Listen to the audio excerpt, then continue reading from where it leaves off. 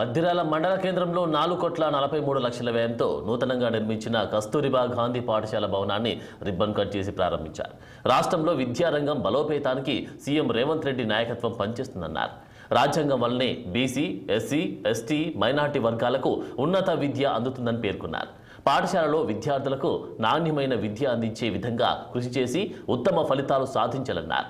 పాఠశాలలో నెలకొన్న మౌలిక వసతుల కల్పనకు తన వంతు కృషి చేస్తానంటూ తెలిపారు. ఇక ఆయన అధికారులతో పాఠశాల ప్రాంగణాన్ని పరిశీలించారు. ఈరోజు కస్తూర్బా నూతన పాఠశాలను ప్రారంభించడం జరిగింది. మద్దిరాల మండల కేంద్రంలో తుంగతుర్తి నియోజకవర్గం. దీన్ని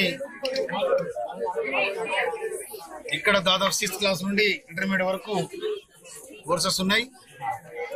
ఇప్పటి దాదాపు 200 మంది విద్యార్థులు ఇక్కడ జాయిన్ అయ్యారు. ఇంకా చాలా మంది జాయిన్ కావడానికి అవకాశాలు ఉన్నాయి.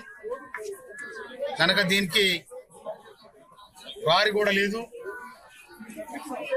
కనుక ఈ ప్రహరీ గోడను కూడా SDF కాన్స్టిట్యుయెన్సీ డెవలప్మెంట్ ఫండ్ కింద దాదాపు 82 కోట్ల రూపాయలతోని గౌరవ ముఖ్యమంత్రి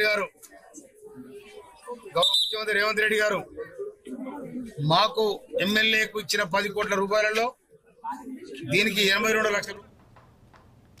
ఇవి బులెటిన్ అప్డేట్స్.